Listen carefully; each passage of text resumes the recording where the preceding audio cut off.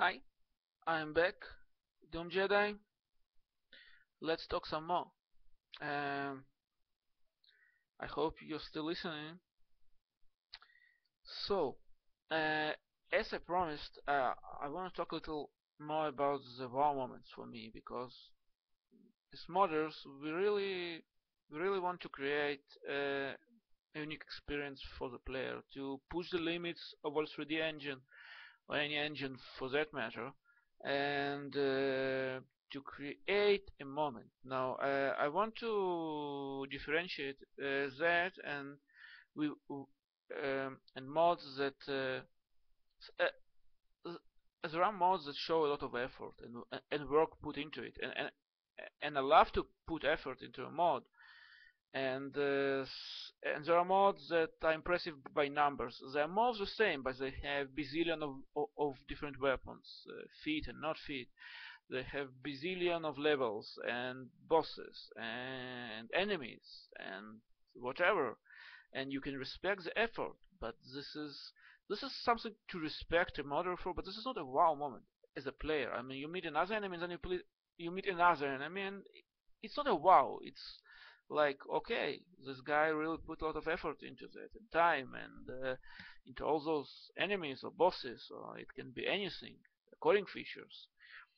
And so for me, a wow moment is something different. It's something when you play and you just say wow. You meet it and it's your first reaction. It's not like it's your first reaction to amaze you with something not done before in Wolf3D modding, or something that is not expected.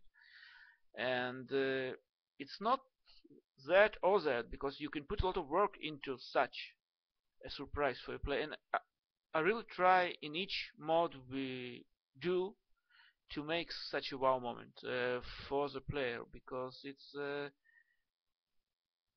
really it's the experience we make for the player, and so we want to surprise him. Uh, and so some of our mods, even mods in development, can fall into the category of more of things, and it is impressive, and I fully respect our effort with it. But for me, those wow moments, or the small things, those small moments that make the difference, that make it into art, and not just a factory of art or features or whatever. It's doing more with less, and it's still like to surprise a player, even if he played a lot of Wolf3D mods and he thought he's seen everything. And I'm still surprised playing a lot of different mods with the ideas I see. And so I really hope you will have wow moments in any of our future mods. I can force them. I can't force them on you, but another thing I want to talk about is the fact, like, some people say I'm too perfectionist about things, and try to make mods over realistic, and I love realism in mods. It's a special kind of challenge, really. But for me, it's not realism. And when you say like realism, even as in Fast Origins is not realistic. They have mines and weird chain gun turrets and whatever, even in its original version. And I didn't try to make it too realistic, because realism is frankly boring. Our life is realistic, and it's boring. That's why we play games. So I don't try to be realistic. What you some people sometimes confuse this with attention to details, because attention to details is putting love into this. Is making those little things that people new to Watch Ceremony, they won't even notice, appreciate. It's a special present for Wolfers who can appreciate it. It's like, wow, they thought even about that. They put so much thought in life into that. It's like when you love somebody, you notice every every twitch of his muscle. It, it's really kind of putting love into a mod. It's not to get the realism. Yes, some of the effect of it is realism, but for me, it's just art of modding. Is to create this detail that it's like wow. It's kind of small wow moment. Uh, like realism, we know our real life. It's not a wow moment, but attention to details to a level more than you expect from this mod is the wow moment. So I hope I'm able to explain this because this is a small difference between like passion for realism and attention to details. And I love details, and I love someone to see because when you love someone, you notice every detail. You put something into detail. It's not about realism. I can make a surreal mode, but put some small details into it. It's really about details, and I don't want to say more about it. Now, a few words about our modding development, Batman No Man's Land. I I won't tell much about it because it's not good.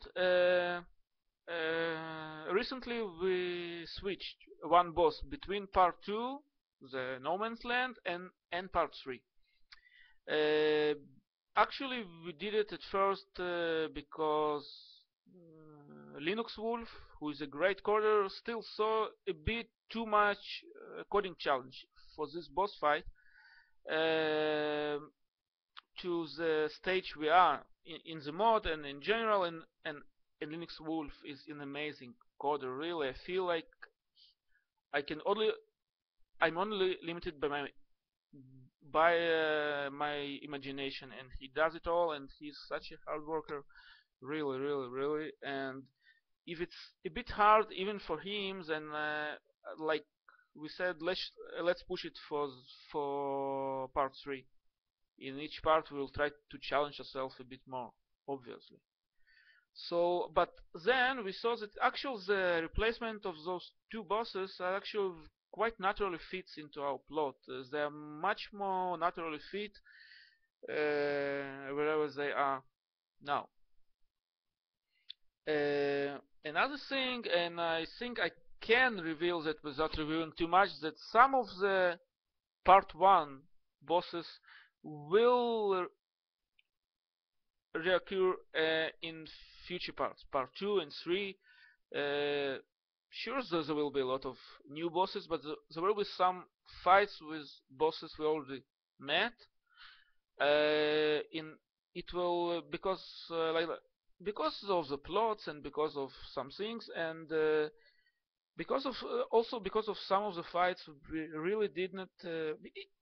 Batman vs Bane was a fast mode, so the next time it will be you'll meet those bosses, and it will be and they will be made the way they would be made in Batman vs Bane if I would have if we would have more time for it and less restrictions. So you always think I could do that better, and here it will. We still have 2 more parts, and it's our opportunity to really reintroduce those bosses with much less coding limitations than than we had, and Linux Wolf does amazing job so far. Really, yes, I really think so. So I think it's okay for this video. See you next time.